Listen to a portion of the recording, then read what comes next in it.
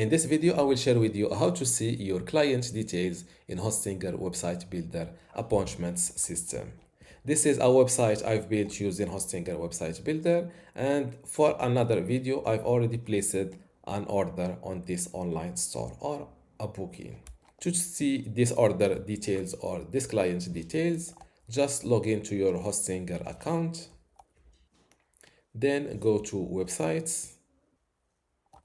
On this account, I have multiple websites. To easily locate this website, I will search for it using the website URL. This is it. Click on Manage Store next to your website to go straight into the store management area. Personally, I prefer starting with the appointments calendar. This is today, and tomorrow I have a booking, and on this 26th of this December, I have another order. Unfortunately, this little window does not provide all the client details, but what I do is that I copy the client email address like that.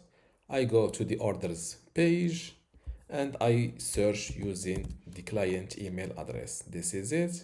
Click on this order, and from this page, I can see all the client details below the customer window.